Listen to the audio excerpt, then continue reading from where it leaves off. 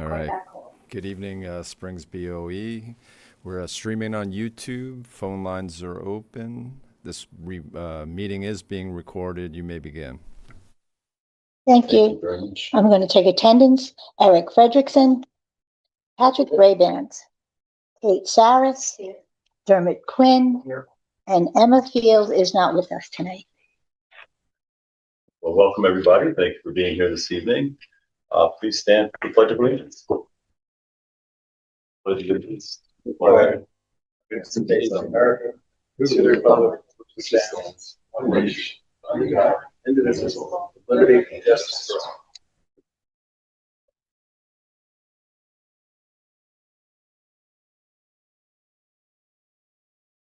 So we often open our meetings with a public comment. This section of the meeting is just for agenda items only.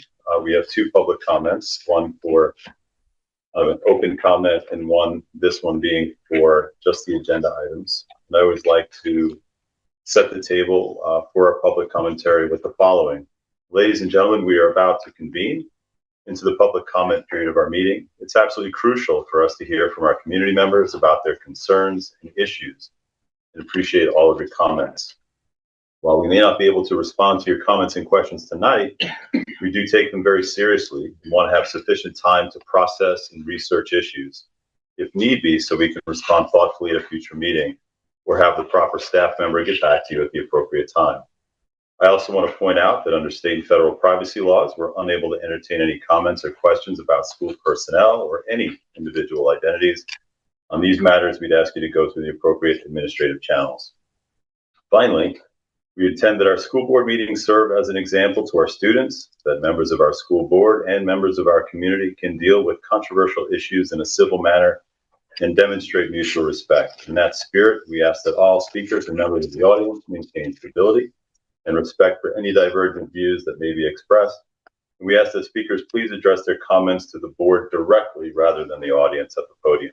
Thank you so much. And with that, let's open our public commentary number one. Are there any comments this evening for agenda items only? Let me know. All right. How about LTV? Hey, good evening. This is Matthew Sharon calling in on the landline from LTV just to affirm the phone lines are working, and we have no additional callers at this time. Public commentary number one.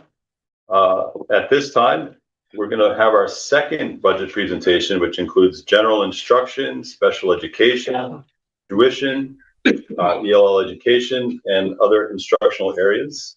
Sam, I invite you to present. All right, thanks. So we're going to talk about this is our second budget presentation. So let's get started. Before we delve into what we have, I just want to remind people where we are. Obviously, the community has been extremely supportive of the district, particularly in 2 of the last 3 years. The voters authorized a piercing the tax cap. We are not recommending a piercing the tax cap this year. We are going to stay at or under the property tax cap, which we're going to get to a little bit later. But the budget that we are in the process of unfurling for you here this evening is tax cap compliant. The budget is an aspirational document. I say this every time, but I think it's worthy of repeating. We have to build in contingencies in the budget because we cannot predict the future. There are unknowns that we can't define, and we have to plan for possibilities, things that could happen. So let's talk about academic administration, general classroom instruction. You can see we're defining the categories here. You remember remember last year we defined the difference between goods and services being contractual expenses, goods either being equipment or materials and supplies, and obviously salary as well, broken down into both instructional and non-instructional staff.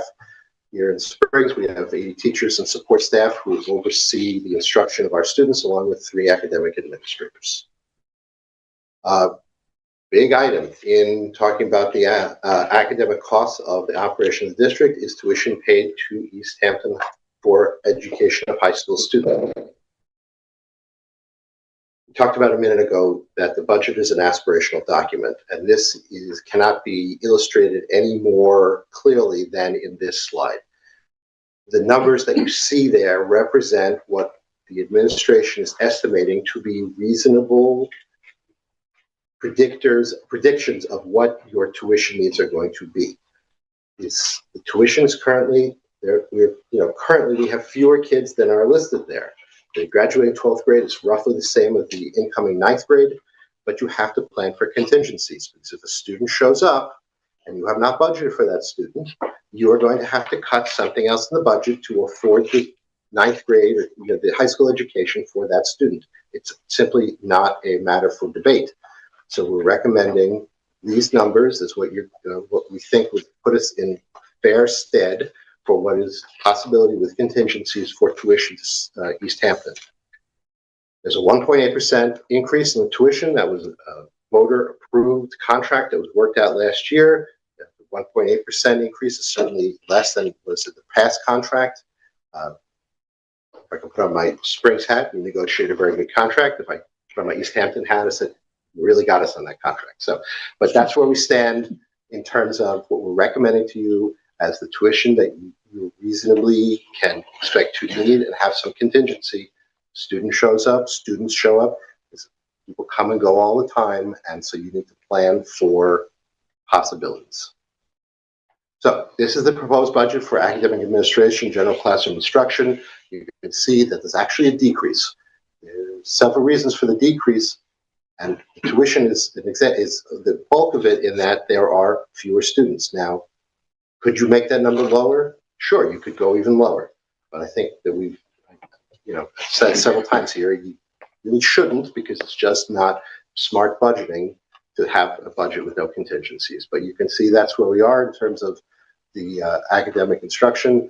The numbers reflect the fact as well that you've had some retirements. The board, I believe, has an item on the agenda to accept a few additional retirements later on. So we've adjusted down the budget to account for those people who are leaving, who are going to be replaced with staff who make far less. Special education.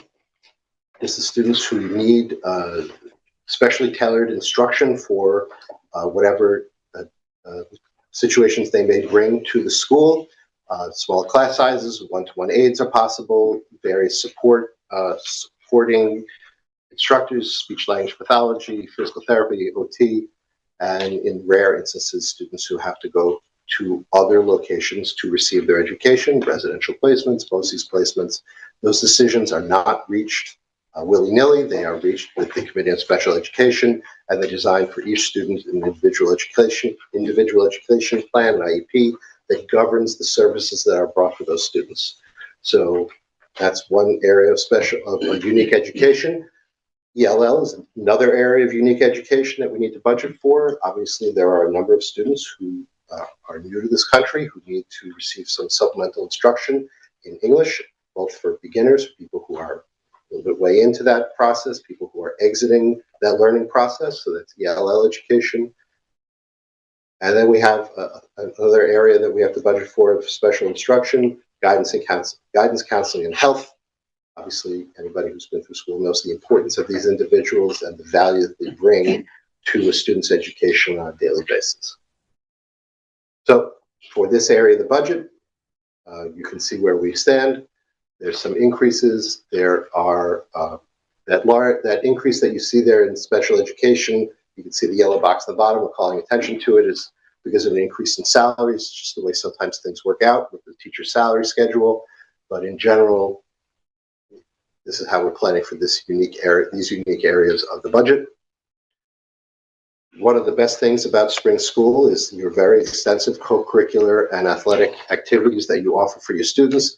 This is a listing of most of the clubs and sports that students can participate in. There's some costs that go along with that, which you can see here. The increases are modest, but I think they go a long way in providing a complete education for the students. It's not only what they're learning in the classrooms, but it's the skills and knowledge that they gain through some of these after-school activities. Let's talk about state aid. So we're going to shift off the expenditure budget for a minute and talk about the revenue budget. So the governor has released state aid figures. You can see where the district stands. There's two areas that I want to point out where this district has done very well in increases. the transportation and the building aid. The board will recall last year that we talked about the fact that the capital expansion that happened to this building, while it came out excellently, the paperwork for the project was never completed, never sent to the state. Thanks to the hard work of Jonathan LePage, that has been completed, and you can see the beginnings of how the state aid has increased for that. That number is going to continue to move in the positive direction for the district as the state catches up with the filing of the paperwork. But you can see nice increase there.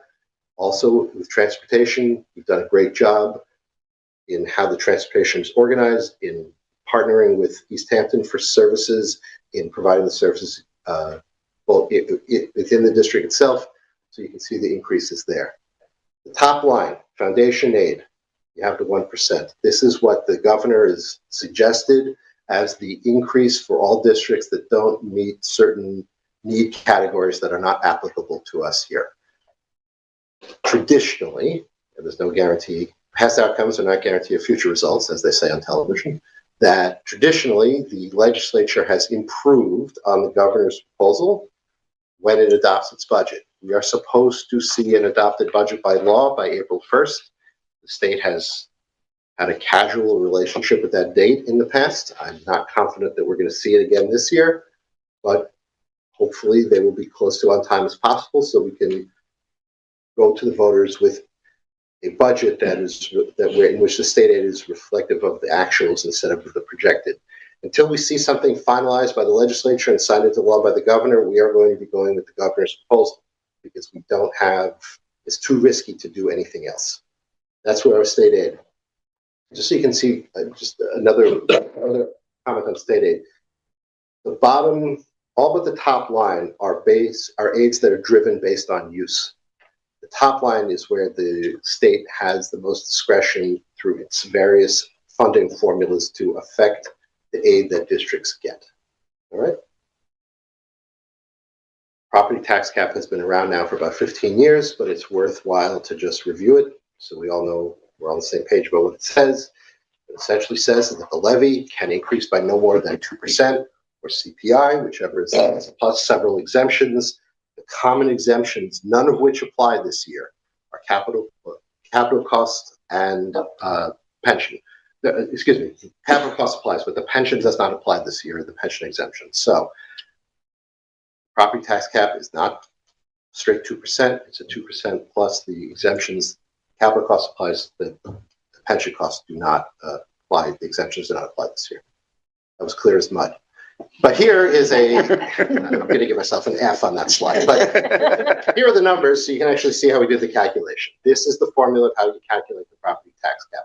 The tax cap limit for this year is $35.9 million. And so we are designing a budget here that is going to ensure that we stay within that property tax cap number. Remember, this is the levy. This is the revenue that is collected from the taxpayers of this district. This is not the expenditure budget. This is not what the public is voting on in May. This is the bulk of how you fund the expenditure budget, which is what the public is voting on in May. There's an item on the agenda later on this evening in which we are asking the board to approve this calculation, and then hopefully tomorrow morning, if not by tomorrow afternoon, we will file this paperwork with the state so that we can go on record as saying that we are planning to stay within the property tax cap this year. All right. So next step of the budget, we're going to continue to roll out some additional expenditure areas. Next time, we're going to be monitoring this legislature to see what they do in terms of hopefully improving on the governor's proposal. This is an election year, so hopefully they are interested in improving for all of their constituents. And the budget presentations are going to continue on the following schedule. See what we're talking about next time. Transportation, benefits, debt service, and revenues. In the end of April, we're going to do the budget overview, and the board will be asked to adopt the budget that evening. There'll be a budget hearing on May 12th, and the public gets their say on the budget on May 19th. All right? Thank you, Sam. Okay. Thank you. Board have any questions on the presentation? That's clear the way. That was very clear. Thank you, Sam. Really appreciate that. All right. And so now let's move to our consent agenda. I'm going to ask for a motion to approve items 4.1 to, I believe, 4.8 on the consent agenda. Do I have a motion? I think I heard a second in there. All those in favor? Aye. Any opposed? No. Motion carries. All right. So we're going to move to our business items section this evening. And right here we have 5.1 to 5.8. I ask for a motion to approve 5.1 through 5.8 under business items. Do I have a motion? Second? All right. Jonathan, you take it away. Thank you. So we have the first few items of the January reports. I just want to highlight in January, we started to receive tax payments from the town. So we've been moving money around so we can earn the most interest on that money until we need it for cash flow purposes. 5.4 is the adoption of the tax cap calculation as Sam just presented. The tax cap over the prior year, it's 2.25% is that calculation. Where that falls in the revenue budget, we will discuss during the next budget presentation. Following that, we have a series of contracts. One is for health services, the other is for special education services. And as well, we're asking the board to approve two RFPs that we went out for. The first one is for external auditing services. We plan on going with our current auditor, whose contract was up this last fiscal audit. They came in best priced as last time. And then we have a RFP for the electrification of the fleet study that the state has been pushing districts to do. We are going with Wendell, which is the company that's been doing a lot of districts in the East End. And I just want to say that 75% of the cost will be covered by a grant. The district only has to pay for 25% of it. And that is it. Any questions? That was like one that the electric bus line, correct? Yeah, yes. I look forward to seeing the study. Me too. Sit down there. Yeah, I mean, it would be nice to, obviously try to save money any way you can, but every school really needs to do their own study. Yes. And We can't piggyback on anyone else's, unfortunately. it's a huge infrastructural change to move to electric, so it's a very necessary thing to conduct a study to see how feasible it is, and looking forward to seeing the results of that. Yeah. Any other questions, guys? No. All right. Well, let's move to our voting here. I'm going to ask all those in favor of approving items 5.1 to 5.8. Aye. Any opposed? Well, motion carries for all those business items. Let's move to our principal's report now. Take it away, Mr. Kell. Thank you, sir. All right, so we are going to share our school report card. This is officially released. You can find it on the NYSED website. I'll talk about this is based upon last year's test scores. We'll touch on that, where we stand currently, what we're doing to improve, and then also a little bit of the future of where the state is going. We're going to touch a little bit on that as well. So some key takeaways, you see this on our slides fairly regularly, is that students who leave us here at Spring School, our 8th graders going to high school, are very prepared to be successful, as evidenced by their scores right there. So if we look in ELA, we're 21% higher than the state average, 22% higher in math, and then 24% higher in science, with both our Algebra 1 and Earth Science regions scores being 100% of our students are proficient or higher. So that is fantastic. If we look at some comparisons, in a nutshell here, we could just say we grew in every single subject. ELA since 2023-24 to last year was 2%, as well as math. Science, we took a big jump up with 17% higher. If we compare ourselves to the state average, we're 2% higher in ELA, which was our main focus last year. We are 1% below the state average, but again, if we're looking at growth, that's really what it's all about. And then 17% higher in science as well. So very proud of our teachers, their hard work. And as always, we're trying to get better and better every single day for our kiddos. So wonderful job there. and we're just going to go over the graphs. I'm not going to talk bit by bit, but you can see the comparison from each right there. So it has all of our grade levels, 3rd through 8th. This is ELA. We'll have where both school and district, so the orangish and yellowish compared to the blue, which is the state. And you can see each grade level, but overall, at the very end, you can see the cumulative scores that we are 2% above the state average there. Yeah, no, it's fantastic. Thank you. Awesome. And then math, the same. We'll just go through math and science as well. Here we go. By grade level, you could go ahead and take a look. And as you can see that trend as we approach that 8th and final year, and it's cumulative. So everybody is a part of those students' education, and ultimately, when they leave us, they're ready at high levels. And then science again. Whoa. Science is only 5th and 8th grade, and the earth science. Those are our skills right there. So it's really impressive, really way ahead of the state in both 5th, 8th, and the region. So well done to our science teams. So our next step. So some of these things that we're doing, it's important to note for the board as well as the public that our computer literacy, so computers and technology, that's not going away, is only getting stronger. In fact, all of our state tests this year will be on the computer for the first time. This is a state mandatory thing. It's not necessarily a decision on our part, but all of our students will be taking it 3rd through 8th on the computer, so computer-based testing. What we're doing to prepare is that teachers are using computer assessments for their summatives, and we also already use them through our benchmarking process as well. So students, even as early as K, are getting used to using the computers and prepared for this testing. We already actually had our pilot testing for 3rd and 8th grade. So those 3rd graders, that was their first time to take somewhat of a state test.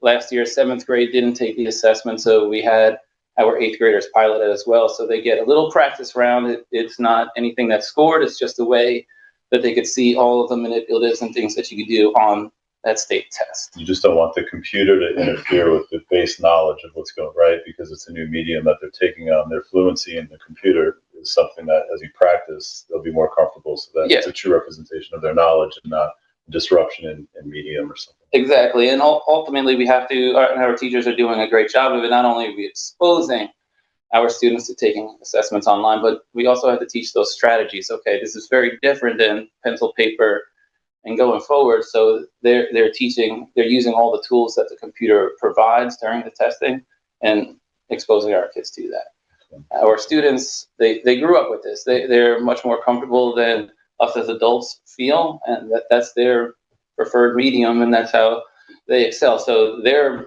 like I said, they're very much more comfortable than us going in like, oh my Lord, they're all on the computer this year. But once we get that in place and the students have years of practice, they're going to be very successful with that medium.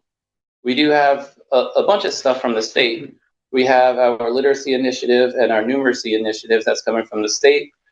The New York, or NYSED, I should say, released the science of reading initiatives that are along, and with that, we have a pre-K through 3 instructional best practice guide. So science of reading this is how students learn how to read based in evidence throughout science, and then the instructional guide this is how teachers should teach to align their practices with the science of reading. So that's guiding us, as well as the literacy briefs, which separate the science of reading into grade bands and what that looks like at each one. And just recently, the state released the numeracy briefs as well. So think of that as more of like a science of math thing as well.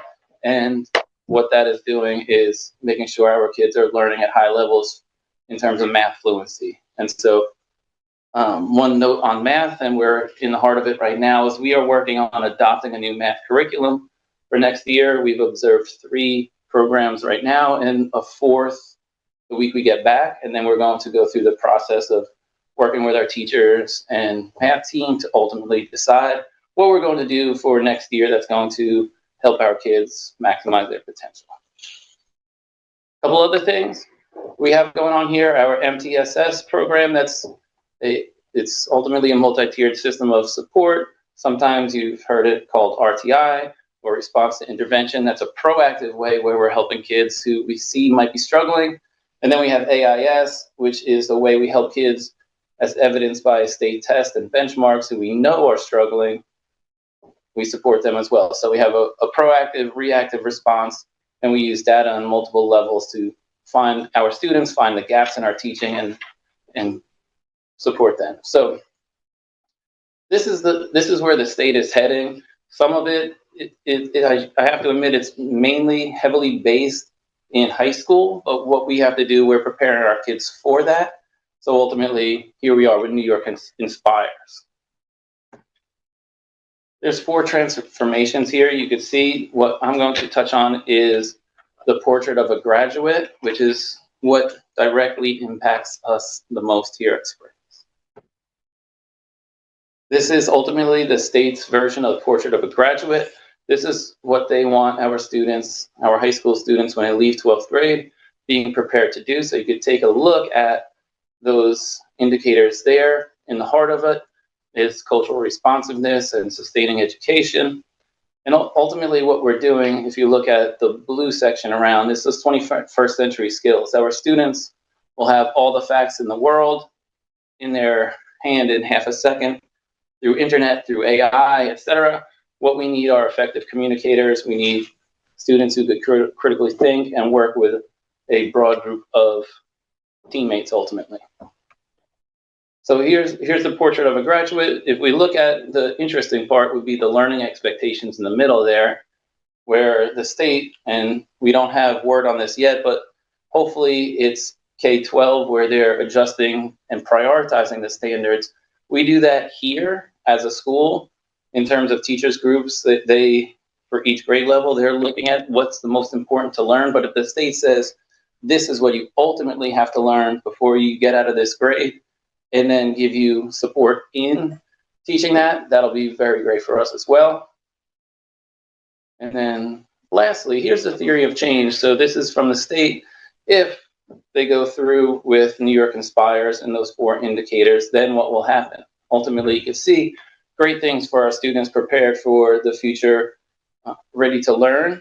And a couple of things that really impact us, if we look at as shown by the evidence, this is where we're going to have to make a few adjustments in terms of our teaching practices to make sure we're aligned to this fully, especially if you look at that second bullet. So we're engaging in much more project-based work, real-world learning, and then multiple means of providing evidence. So no longer is it, I'm going to take this test or I'm going to write this piece. The students can show and prove they know the information by various means. And that's what we really have to dig deep into, identify those means and teach multiple different ways. So that's where the state is headed. That's where we are, and we're ready for it. No, that's wonderful. And obviously it helps with your critical thinking, your problem solving in the age of AI, where a lot of these answers are sourced so easily now. Yep. I think education is moving into a way where we're putting more merit to how do you think about a challenge and how are you solving for it, because the answers are out there, but They're there. we need to understand how we arrive at them, how we communicate them. And it's wonderful that we're accounting for that in this. It's also nice to see that you had mentioned in a previous board meeting, quite a few board meetings ago, but how important it is from that K through 3rd grade level to make those supports and interventions for literacy. And it sounds like there's a similar model approaching to whatever curriculum you guys choose, but we're going to have a similar base for math as well. Yeah, both of them ultimately, our focus has been the early literacy for the last few years, and it's going to be when we choose this math program. The same thing, if we don't get that foundation, we're playing catch up all the time. So we want the very best for our earliest learners, and that's going to just impact the trajectory of their future. And in terms of all that data that you showed earlier, obviously the higher percent of our students that take those state tests, the more rich and informative that data is. Hopefully we're seeing, more and more, people taking it. But what it is showing us is that as people go through their arc at spring school, that by the time they graduate, on average, all those that have taken that test, they're showing that Right. we're actually ranking even above the state. So it's kind of like make those interventions early, continue to support. But our middle school is doing wonderful as well. So really appreciate your presentation. And this is all, some of this I realize it's hard to read probably for the audience, but all of this is always available on the school's website, usually not too long after a board meeting, right? From our budget presentation to this presentation here. And it could always just type, we could Google New York report cards and it's available to the public as well. And they could type in any school. You could see how we compare to schools upstate. So whatever it is, it's all available. It's public knowledge at this point. Excellent. Thank you so much. Is there any questions from the board here about this? I'm just wondering if there's a couple of reasons you can point to for the increases in the test scores for this year versus last year. What do you think? Yeah, it's just a clearer focus, I would say. We are continuously working to improve, just like every other profession in the world. We dive in, we look at the data, we're collaborating more. It's a more consistent group that we've had at school. We've had the same group of teachers and now the same group of administrators, and we're all on the same page, rowing in the same direction. So it was a great little boost forward, but we look and expect to continue that trend going forward. Thank you. I think we're all on the same page, and it's one of the just one of the nice things about how we're all working together, the administration and the teachers, the teaching assistants, aides. We're all working together now. We meet regularly. We look at how we can improve in all different areas. So kudos to the staff and everyone for working collaboratively. I think it's what makes a difference in the district. I think clearly doing a job. And we're also lucky that we have our students are the same students every year. Yeah. We're very consistent student line from K to 8. You know, like just keep on moving up. Sometimes I'm not crazy about state statistics. No, you have to take it's a grain of salt. everything is you have to, absolutely. Good point. There are some students that some teachers have students there 2 years, they leave. Mm. We just want to see, that's why I know you rely on your own testing. Yeah. Your own in-house program is more important than the state program. They be funded for some of it. Mm. We got to follow their guidelines, but I really like the emphasis on project-based learning coming about. And one thing you'll notice with education, these things happen over and over again. I was a big proponent of project-based learning when I was a teacher, and I'm very happy to see that it's a new way of assessing students, not only by exams, but by what they can show and articulate with the learning that they're doing. So I'm glad the state is actually acknowledging that now as a form of assessment.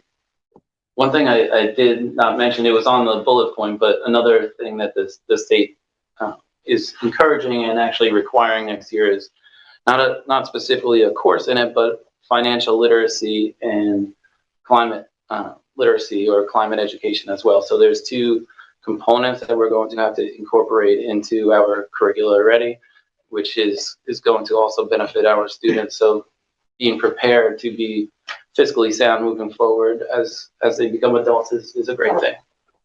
When they add more programs into an existing program, how do you fit into the schedule? Say that again? When they add more programs into an existing program, you already have an existing program set up. Mm-hmm. In a certain amount of time you can do it in the course of a year. Yeah. So they add more programs into it. How does that work? Not necessarily more programs, it's just enhancing the existing programs that you have. So it's looking at. Do you have a financial enhancement in our program right now? Not specifically, but we do have the platform for it. So we have a business program as we get into our middle school where we would incorporate that into. She's already started this year doing a lot of sciences for the climate. So we'll incorporate it. We'll just see where it prioritized. We always go back to our standards where they align and what grades, and then we'll make it work ultimately. It sounds like you're not adding or removing anything per se, but it seems to work in the normal, whatever, 180-day integration of what's going on. Yeah, we're going to adapt it, and it's not a new class that we have to offer. It's make sure in certain grade levels, based upon when the standards are released, this is for next year, we'll have a clear indication of that, where and when we teach it and how. Gotcha.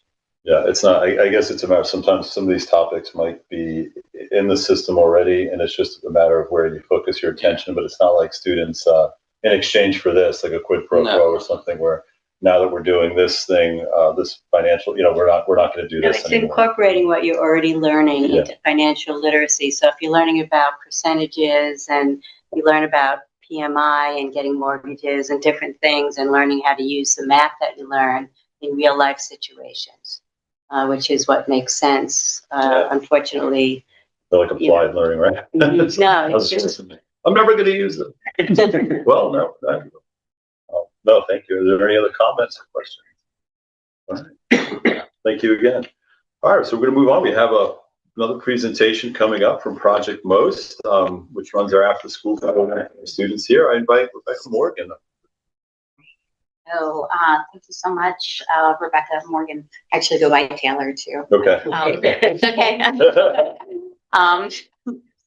Anyway, I'm so happy to be here tonight. We used to present at school board meetings pretty regularly, and we got out of that habit. Several years ago, I guess we worked so closely with Eric Sal and Deb Winter and Christine Cleary that we just got out of the habit of it. And so with some of the new board members who I don't know and new administration, I thought it was really important to come back and start presenting to you again, because, we like to think of Project MOST as, a full day for the children. So they come here at 8 a.m. and they don't leave till 6 o'clock. So they're in this building. There are Springs kids. They're engaged in learning and socializing all day long. So just like you hear what's happening during the school day, you should also hear what's happening during Project MOST as well. So I invited some of my staff here tonight. I'm just gonna say thank you for all of them for coming. And these are my leadership staff. Some of them work at John Marshall and some of them here at Springs. And surprisingly, one showed up who didn't intend to show up, who's doing his school administration cohort. So he's here tonight too, Tyler. But I have two students, Tyler and Catherine, who grew up in Project MOST at John Marshall School, starting in kindergarten all the way through 4th or 5th grade, then working for us in high school, working for us in college, and going on to be teachers. Which we're super proud of. They both spoke at our events in the summertime to share their love of Project MOST and how much it meant to their families while they were in the program. I have other staff here who are East Hampton staff members, but work for us as well. And they were counselors when they were in high school, and their siblings and nieces and nephews all come to Project MOST. And they live in Springs, and they work for East Hampton School District. And then Manuela is a teacher who grew up in Project MOST as well, learned by working for us that she wanted to be a teacher, went and got her teaching degree, taught at John Marshall for about 3 years, and decided she wanted to make a career change into marketing. And so we hired her back to do some social media and marketing for us. And Melissa has been working as our site directors for John Marshall and Springs for roughly 6 years now. So we're all teachers. We've all worked with kids for a very long time. I myself am a teacher and also hold my school administration degrees. So just a little history about who we are right now. I wanted to bring you through the history of Project MOST. And I was looking through some historical data, and I realized this is our 20th year here. Oh, wow. Which is amazing. That is. And Pat probably has been on the school board for many of those years learning about Project MOST. So we're really proud to say that we've been here for 20 years. You look at the history, it started with a private grant. The grant was $200,000 from a private donation, and they came to the school and they said, we want to donate this to you. We want you to decide on the program that you want to have here that will be sustainable for the school. And so the school board was given a menu of maybe 4 or 5 items, and they chose Project MOST. So we were already in existence at John Marshall School, and the school board at the time, and I believe Kathy Burke-Gonzalez was on the school board at the time, realized the value that we were having at John Marshall and they wanted it for their kids here. So it started off with a K-3 program. The funding for the $200,000 was over 3 years. It was supposed to be a $100,000 for the first year plus parent tuition, a 60-40 split with school district and the foundation money and parent tuition, and then the third year a 40-60 split with school district funding and the foundation funding. They thought that the school district should be invested into the program as well. But we all know the budget for spring school. So that did not continue. But the good thing is that we had started our programs at John Marshall with Advantage after school grants. It was state funding. And so a new RFP opened up and we were able to get that grant for Springs middle school and high school. And that funding really stayed on. They're 5 years grants. We reapplied for them. We've been able to get them. And unfortunately, every governor comes out with their new initiative. So Governor Hochul came out with LEAPS. And I'll talk more about LEAPS a little bit later on. But unfortunately, spring school did not qualify for us to write a grant for LEAPS. Only East Hampton did. And I looked for Montauk too, but they didn't qualify either. So anyway, going through the years, we had the state funding. In 2010, we had some local parents who were chefs who came to the school board and said, we want to start to teach our kids about cooking and gardening and where our food comes from. Can you help us fund this? And can we put a greenhouse on the property? School board said, we'll give you the property, but we can't help fund it. So it fell under the mission of Project Most. We loved the idea. And so we fundraised for the greenhouse that you have on the property, $30,000. And Project Most also had a part-time garden educator who would come in the afternoons, teach the kids from gardening to cooking. And then she also sometimes would come in and support the teachers who were using the greenhouse as an outdoor classroom. At that time, there were several teachers on carts. I believe Owen McCormick was one of those, and he was teaching science. So he spent a lot of time out in the greenhouse teaching. And a lot of the kindergarten classes would go out there. And so our staff person would go out there and support them. Moving on. So having a greenhouse and a garden, the best time to use that is in the summertime, right? So attached to the greenhouse, we had also built a really nice garden. And so that started our summer program. We had a grant from the Levitt Foundation. It was a 5-year grant to start a summer program about gardening, cooking, environmental studies, and it was art focused. And so that is how our summer program got started. Moving along, we started to lease the neighborhood house, neighborhood house building on 3 Mile Harbor Road in 2019 to do additional programming. It was our goal that our summer program would be there. And unfortunately, COVID hit. So that summer that COVID hit, we were able to open at the neighborhood house for essential worker children. So we had a summer camp for about 30 kids for essential workers. And then spring school could only open it as a hybrid model. So Project Most decided we're gonna start a remote learning program for the essential workers and the kids and the families where they need to go to work and they need a full day. So we had 50 students every day at the neighborhood house, 6 feet apart, doing their remote learning. And during the day, it was like Google Meets and Zooms and worksheets. And Manuela was our lovely teacher. She was fresh out of college, had a couple other teachers fresh out of college that we hired to help do that. And then in the afternoon, it would go into traditional Project Most. So the kids were under our supervision from 8 in the morning till 6 at night during COVID. And we never had a breakout, which was wonderful. Amazing. And then it brings us to today. So we currently serve pre-K through 8th grade. We have 137 students, which is really, truly, roughly 1/4 of your population here, almost.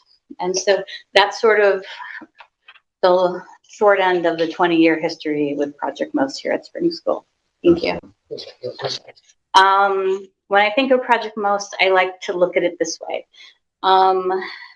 Yes, we're just an after-school program. Yes, we're a summer camp. Yes, we do school vacation programs, but we do so much more that people can't see. So we see the families every single day. We talk to the parents every single day. We see the children every single day. We're in this building. So we really become this middle person between teachers, between social workers, between families. What do they need? What's going on in their lives? There's been many times where the trust in our counselors through the years, where students have told them very personal, life-threatening things. And if it wasn't for these great people to get that information into the administrative hands, into the social worker hands, those problems were helped and solved. So, and those are things that we don't always talk about. We have a group of families, we have small funding from a private donor who wants to feed people. So we have a group of families, maybe 15 to 20 families, that we send weekend food packs home to them September through June. So we kind of are this little connection between the child and the family and the school. Sometimes we're the first ones to hear that, you know, the family, there's a death in the family, there's somebody has been deported, or somebody is going through a divorce, and maybe that's why the child's behavior is changing in the classroom, and the teacher may not know that yet, or the social workers may not know that yet, but my staff will. And so the communication between the school and Project Most and all working to support the families is truly, truly valuable. So after school, what all of you probably just know is last year between John Marshall and Springs, we served 335 students. Said we have 130 students enrolled here, quarter of your school. We do homework, we provide snacks, enrichment, art, STEM, wellness activities. What you may not know is coming out of the pandemic, and I really was interested to hear Eric's discussion on literacy. Kids were struggling coming out of the pandemic, and we saw that. So we wrote a grant, private grant, we got it, and we still have it. And so we do small group tutoring for kids, 3 to 5 kids in a group. We try to put their reading levels at the same. We communicate with the reading teachers to find out those reading levels. Parents have to sign up for it, but they're 30-minute lessons. And this year we have Deb Murray, Emily Driver, and Melanie Kuros, all that we hire to work with these kids. Last year it was a different group of teachers from the school. And Melanie Kuros was a child and a counselor who went through Project Most as well. So now you have her as a teacher. Thank you. Our summer program. We contract with East Hampton High School to provide us a bus from 9 in the morning till 4 in the afternoon. We think it's so important to get the kids out and about. Project-based learning, I heard discussed today. We have been doing that hands-on learning since we started.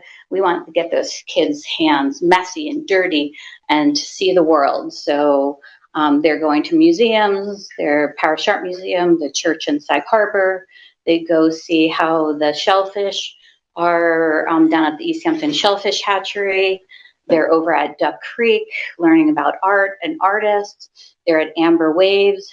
Because we don't have our garden program in here anymore, we go over to Amber Waves and they do cooking and gardening there twice a week. And so anything, and there's just ongoing things that we can do with the kids. This year, our newest program, we have a new grant, and so we're focusing on middle school. So we're going to try to do a broadcast news project with LTV, with Chrissy Sampson, and a student exhibition at the Springs Library. School vacation programs we have coming up. Again, we're focusing on middle school. We have an arts immersion grant from the Arts and Letters Foundation, $60,000 grant over 3 years to focus on middle school arts immersion. So next week, we have 15 kids who will be in a stop motion animation class. They did it in the summertime. They made these wonderful little videos. Then they got up and had a little panel discussion with their parents. It was really inspiring and they loved it and they asked for more of it. So we're doing it again. April, we put together a travel club. So they're going to the North Fork. They're going to go to New York City. They'll go to Southampton and then some of their local art museums and things around here. And then during the summertime, they'll just be artists in residence coming in under this grant. And then our newest program is for high school. It's called the Kinds Future College and Career Pathways. Again, anonymous donation. We write a lot of grants. They're really helpful. They can do really cool, fun projects that are sort of out of the box thinking. So, you know, our program sort of ended in like 4th grade, and then we saw kids dropping out. And we don't want that. We want them to continue and for them to be counselors for us one day, right? So we're moving in a direction. We're working with Adam Fine at the high school and the assistant principal over there. And we have a pilot program with 10 students. Some of them are Springs students going to the high school, Adri being one, who is and it's collecting, and this will start in middle school, it's creating a portfolio for college, basically. So holding all the wonderful things and great things that they do from middle school to high school in one place and developing a portfolio where they can truly kind of present themselves and who they are and what they've done throughout the years. We will also, in this grant, also bring in just, you know, finding different careers. What can you do in your life? Financial literacy, you know, so we have all of these wonderful things. We're excited about this Kind Futures Careers program. The high school is excited about it too. And so it's a pilot program and we're actually looking to write a bigger grant that will hopefully fund that. Because once kids get to middle school and high school, they can opt out of things and then their parents don't have to pay for things. So we're trying to get these grants so that these programs can be free for families and that they can, that the kids want to be there and they want to do these things. So,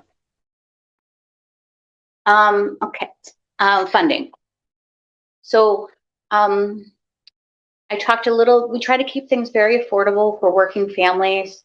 23-24 was our last year of any state funding for the Advantage program. Like I said, Kathy Hochul came up with LEAPS, Learning Enrichment After School Program Support.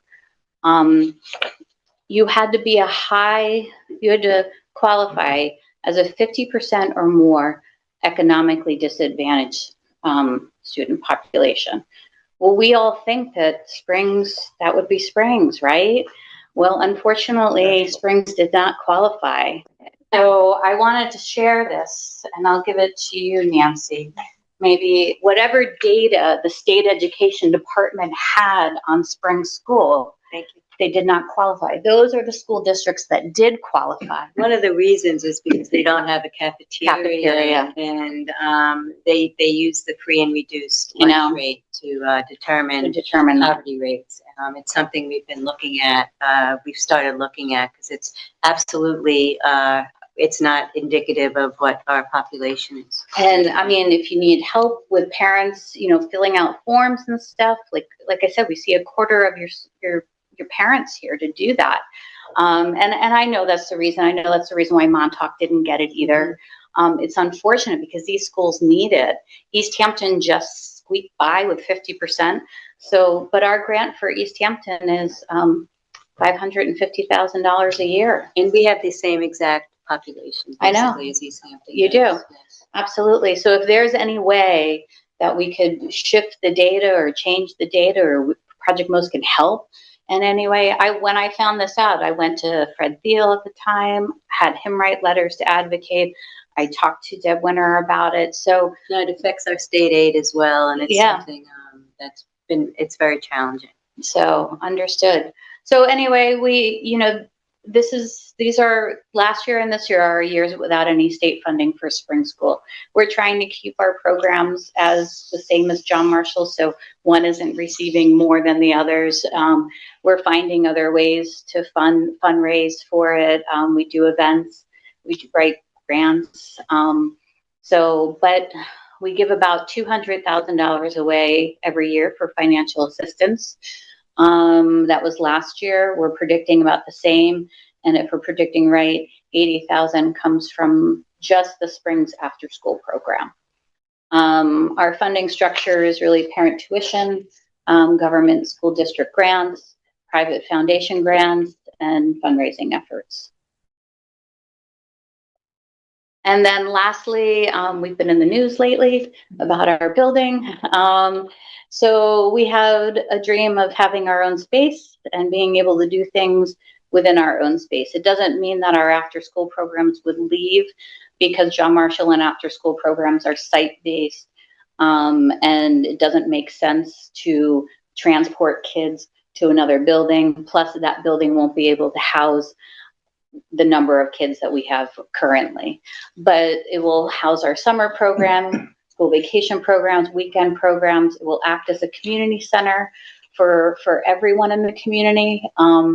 So we are just about ready to resubmit our application with a nice landscaping plan to buffer the neighbors, and hopefully we'll get a stamp of approval to move forward with our project. But we're looking forward to it, and so more to come for rehabilitating and creating this great new space for the community at the neighborhood house.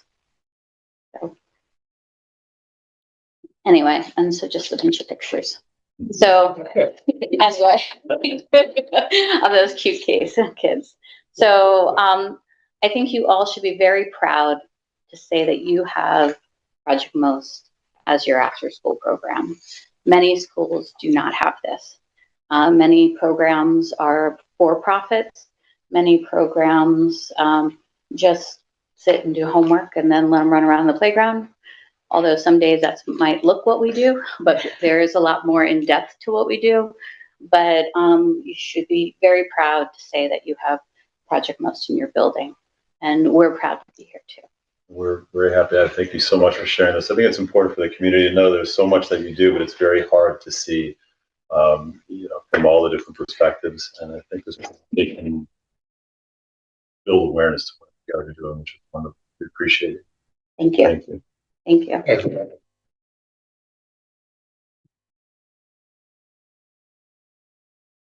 you. I just say something about Project Most. I've had two, as you know, two kids go through, and if I could be honest with you, one of them, nobody asked how young she was when she started. She was like maybe a year or two young. Mine too have She gone. fit right in, Dermot. She fit in. Well, there was a photograph that we got. The kids are on their Chromebooks doing their stuff, and if you look underneath searches behind, there's two phone books that she's sitting up on top of her stuff done. But from She's trips, even smarter now. but just the amount of things we were told years ago, throw everything at your kids, and like if you throw everything at them, something's going to stick, and let them make up their own mind. And Project Most threw so much at our kids, like through reading, art, science. Kids were taken to exhibits up at the Parish Art Museum, and the next week then searches like dissecting album vomit with Anita Wright. And it's like everything in between. Andrew is going through this great program with his mentor is Brian Tupper, and for his application for college, it's such an amazing program. It's like, don't tell me what you did when like to get here, show us. And like it's such an amazing program that you guys are setting up. Like I'd do anything for Project Most. I ran a marathon for you. You do it all the time. Thank you. But, We truly love what we do, and you can see by these great kids who are here today who grew up in the program, and they're still with us, and they show up for things like this. So there's a lot of heart and family in Project Most, what we do. And there's a lot of stuff that sticks. Yeah. Thank you. Thank you. Thank you again. It was wonderful. All right, so we're going to move to our superintendent's report part of tonight. I ask for a motion to approve items 8.1 through 8.5 under the superintendent's report. Do I have a motion? Second? Second. All right, Nancy.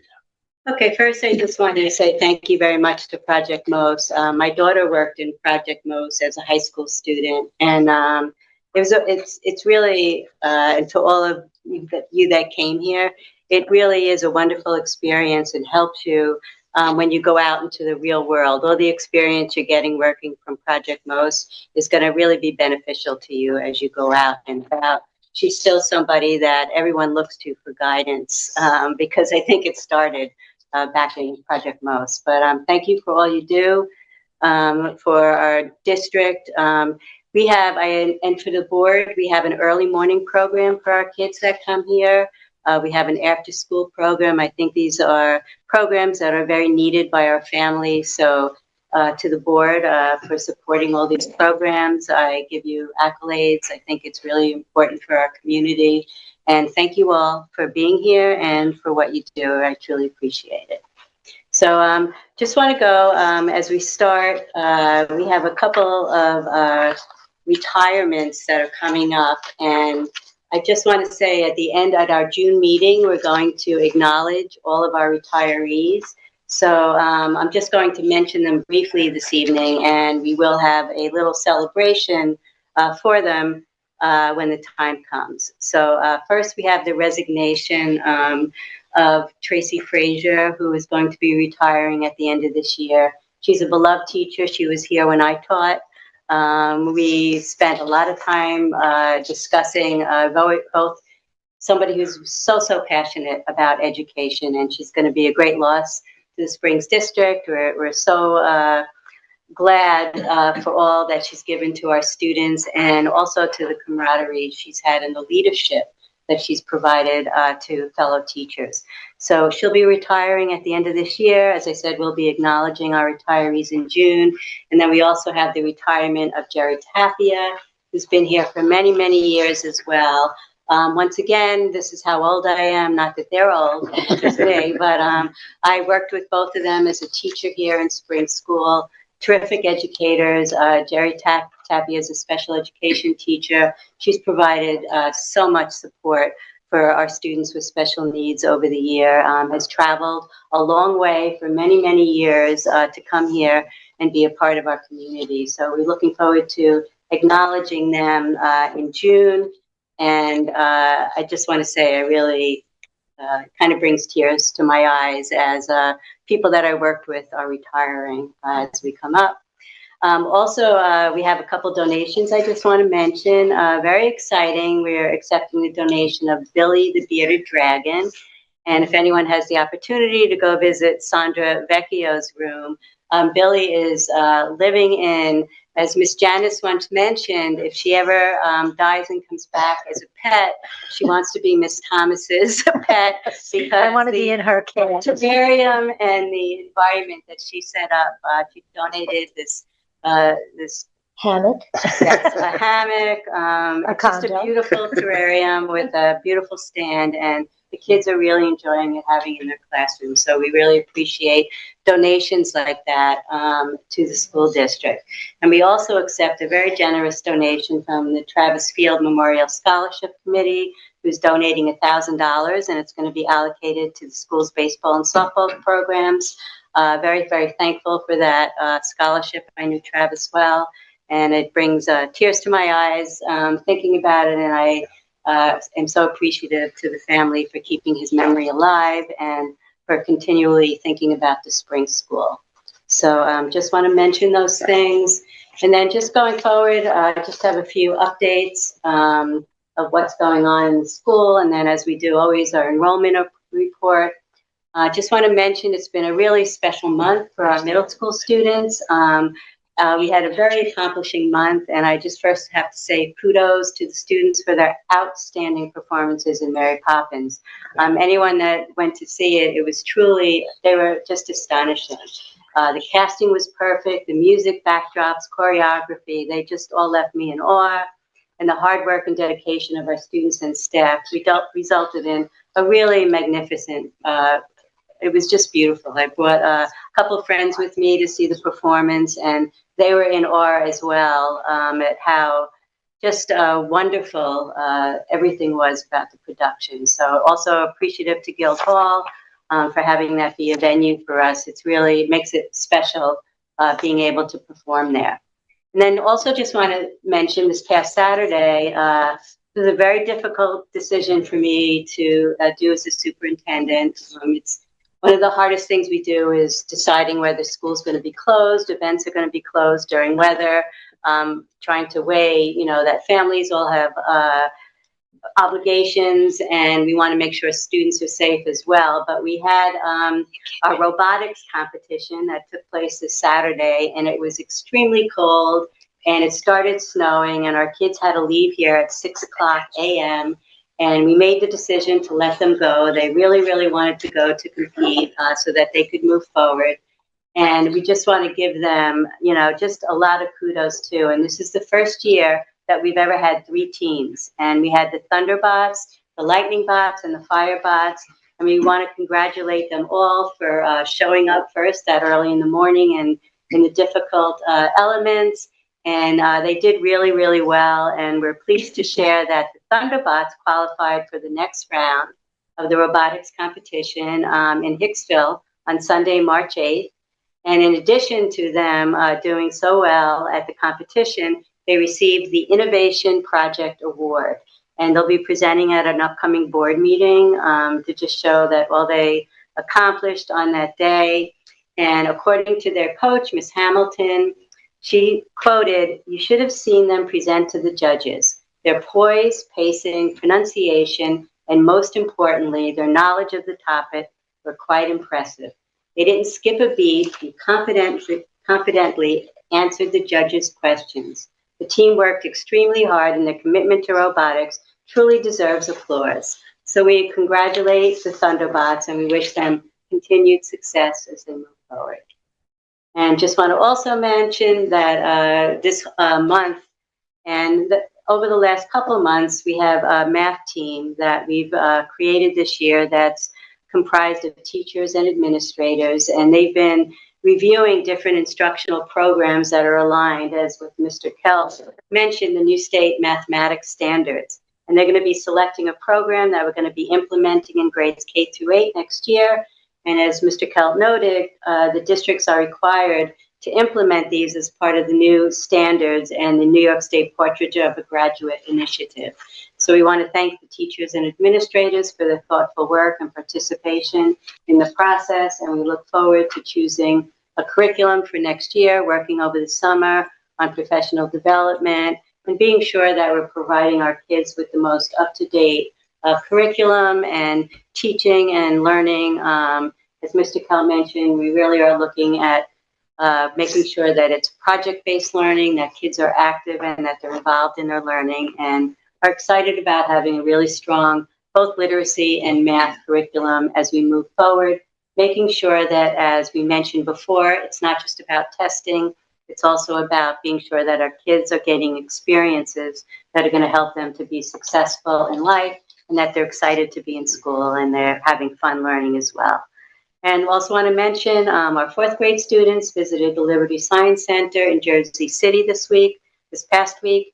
And the Liberty Science Center, as many of you know, it's an interactive science museum. It's the home of one of the largest planetariums in the country. So our students enjoyed a wonderful day. They had great hands-on learning and exploration, and just want to really thank the PTA for sponsoring this really valuable education experience. They're also sponsoring 2 upcoming events for our students. The first is Buckskill Skate Night on Thursday, February 12th from 5:30 to 7:30. And the second is movie night. We don't know the movie yet, but are looking forward to hearing it. That's going to be held on February 28th at 5 o'clock in the big gym. We really appreciate the opportunities that they're providing for our students. It's going to be a great time of year for them to have additional activities to do. And also just want to mention there's going to be a PTA meeting tomorrow evening at 7 p.m. here in the library. Everyone's welcome to attend. And finally, believe it or not, it feels like Christmas break was just over. Next week is our February winter break from February 16th to 20th.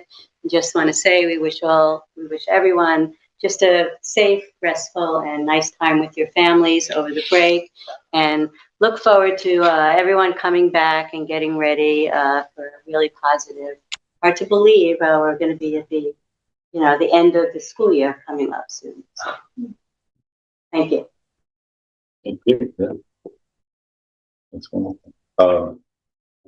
And enrollment, as you can see, our enrollment hasn't changed much from last month to this month. If you scroll down a little bit, you can see we're currently at 685 students as of Friday, and we were at 686 a month ago, and see a year ago we were at 690 students. So we've remained at the elementary pre-K through 8 level fairly steady. If you look down to the high school, you see we're down a number of students from a while ago, but from last month to this month, we're down 2 students, so that's been very stable as well.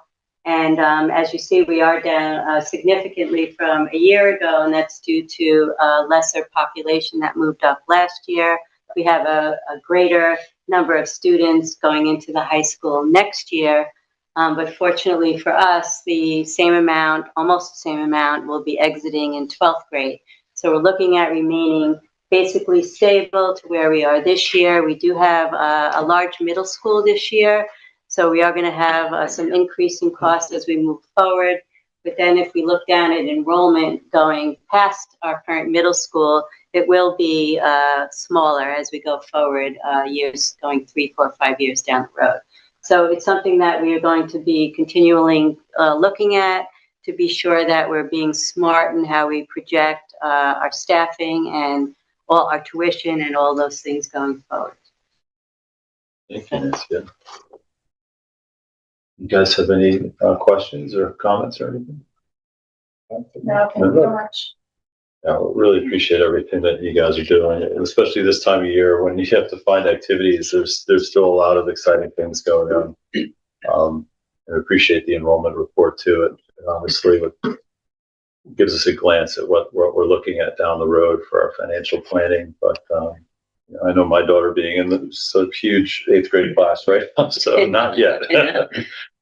No, we do have currently a large 5th grade class and a large 1st grade class. So as you can see, you just never know. Yeah. So you have to prepare, as Mr. Schneider mentioned in budgeting. It's so important to make sure that you have contingency monies available for enrollment increasing, particularly with special needs students. That can really cost the district a significant amount of money. So I applaud Jonathan and Mr. Schneider for being sure that our budget is in good shape. Sorry if I missed it, but did you say when pre-K enrollment starts? Pre-K, we currently have 23 students registered. We just started. Okay. We're having March 3rd, we're having a registration night here in the library. Well, we did post it in the paper, but we will obviously put it out on Parent Square and out into the community again. So we're confident we're going to be either similar to what we are now, or right now we're a little ahead of what we were last year at this time of year, but you never know until the day before school starts. Just going back to something earlier, to you and to Josh Odom, just want to say thanks for taking the chance. Well, Josh and I were on the phone at 4:30 in the morning. What do you think? What do you think? We thank you. All right, so if no other questions on that, all those in favor of approving 8.1 to 8.5? Aye. Aye. Any opposed? No? All right, motion carried. All right, moving to our last section this evening, we're going to have our final public commentary, open topics. Are there anyone present this evening or LTV, let us know for public commentary. Yeah, sure, come on up. Yeah, mine's super quick. My daughter Reagan is in 6th grade and is also in robotics. So we were up there on Saturday, and the excitement on the kids' faces were amazing. The program is amazing. We're very new to robotics. And I also just want to thank Matt Shumkus for making the treacherous drive Yes, thank to you. come and cheer the kids on. So they all had a really, really great time. Yeah, no, thank you. Yes, please. Good evening, David Buddha, resident of the Springs. I'd like to make a couple comments. I think that in two respects, the school is not striving hard enough and high enough when it comes to reporting on school competency and school report card results, and also with regard to the budget. First, with regard to the school report card. Yes, you reported on how the spring school students did as compared to the average statewide.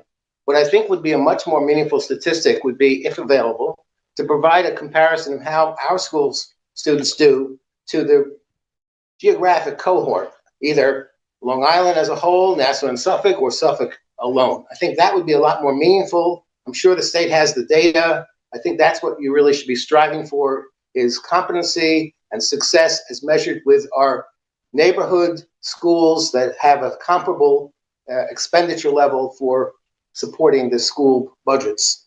Now, with respect to the budget, I think that you should not be content with just not exceeding the 2% tax cap.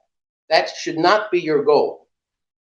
The reality is, as you all should know, last year you had approximately a $4 million surplus of revenue over expenditures, which you were able to put into on nearly all of it, into a repair reserve, of which $3 million is still available because you've already spent about $1 million of that repair reserve.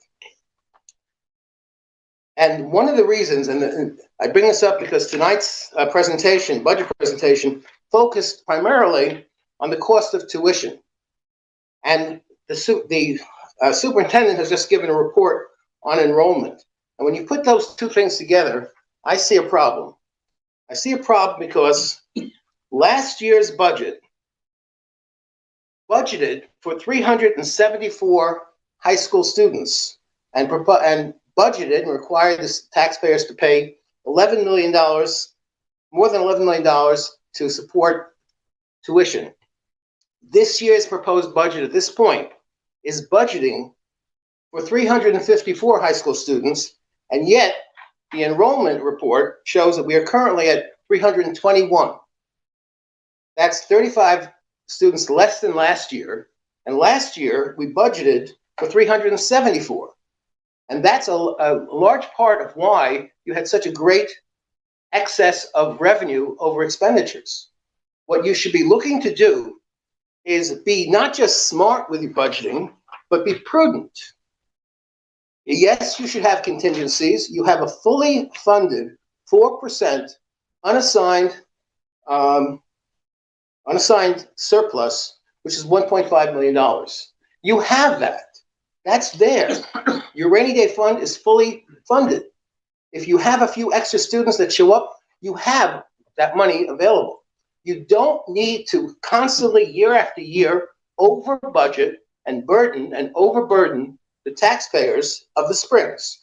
Well, let me just, we haven't done that because a few years ago we were right on the mark, and obviously we were in fiscal distress not just 2 years ago. So we certainly haven't been over budgeting at all. No, but you have caught up and you've had. This year.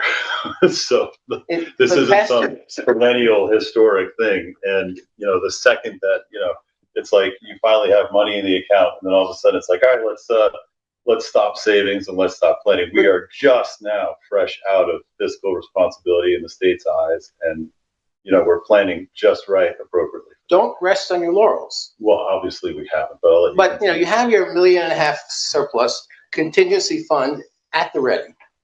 You have realistic current enrollment figures. You should be budgeting just slightly more than what you have currently, because that's really about $1 million more. You're planning on expending, on budgeting and collecting from the taxpayers about $1 million more than you truly need to fund your high school tuition. One last thing I want to close on saying that for those of you that don't perhaps pay careful attention to the outrageous school tax burden that the taxpayers of the Springs have to bear, the rates that were calculated based on the tax bills that were sent out in December are as follows. For Springs, taxpayers have to pay $1,371 per $1,000 of assessed value. Assessed value of $3,200 equates to roughly $1 million valued home. Whereas the taxpayers in East Hampton pay $600 per $1,000 of assessed value. The taxpayers in Montauk pay $617 per $1,000 of assessed value. The taxpayers in Amagansett pay $381 per $1,000 of assessed value.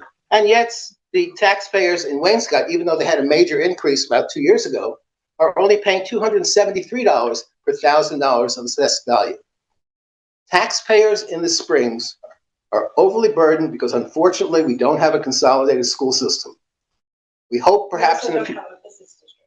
What? We also don't have a business district. Right. In other words, right, but the problem is you're not comparing apples to apples. You're comparing apples to oranges and all sorts of different districts on you know, in our part of the community. We don't have the business district. We have a higher student population than anyone else. Our operational efficiency is greater than all of our neighbors. So I think you're misrepresenting the facts in terms of obviously these efficiencies and responsibilities we take into high consideration. But when you list numbers like that publicly, you are missing so much of the nuance of it that I think it's misrepresenting. With all due respect, Eric, those are the facts. Yeah, those are the tax rates that we have to. Which has suffer. nothing to do with the school. It has to do with the fact that you're over collecting budget. You had a $4 million excess last year of budget over revenue, over actual expenditures. Now, you don't determine the total tax assessed value of this district, but you do determine the budget, and you have to be ever mindful of where you can reduce that budget and not just simply strive to not exceed this time around the tax cap.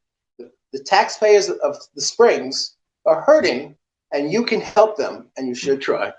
Yeah, but this one more thing, because you brought about the tax numbers. You know, we always do the best budget we can. But, you know, you brought this up yourself one other time. We have 5,800 homes in Springs. So whatever budget we have gets divided by those households, right? By the assessed value. By the value of those houses, we have 5,800. East Hampton, how many households are in East Hampton town? They have more assessed value. They have more homes, more businesses, more way to distribute the funds into one fund, correct? There's no doubt that the reason why our tax rate is high is because the value, the relative comparison of expenditures versus assessed value is a much higher percentage for the Springs. But we have to do something about that, which is minimize the budget wherever possible. I think we do. And also, David, I'm sorry about this, right? No. You know, we look at a budget and we have to look for, maybe there's going to be 12 more students, 20 more students, right? But the own governance put up this thing as 2% increase, right? You cannot expect 1-2% a year on your budget, no matter what it is, any municipality or anybody, right? So say we But you've overridden that twice recently. We got voted on. How many times the taxpayers going to do it, right? We also got to look at a long-range forecast, because if we want to, so we lower the budget this year, we go below the budget of 2%. We got to max next year's budget with that 2% increase. We can't go beyond what we lowered it to. We don't want to spend money we don't want to spend. We all pay taxes. None of us all live in Springs. I think we all live in Springs. We wouldn't be on board, you know. So we're always looking at a way to save money, but we also got to look at the long range planning. Who would have thought, you know, remember 5 years ago, we had 28 students added to the high school we weren't ready for? We had to find the funds for it. We were prudent to find it. And I think the board before me had the same problem. What, you know, I remember you arguing up there one year that it's going to go down in 5 years. Because we've been on this, coming back here for a long time.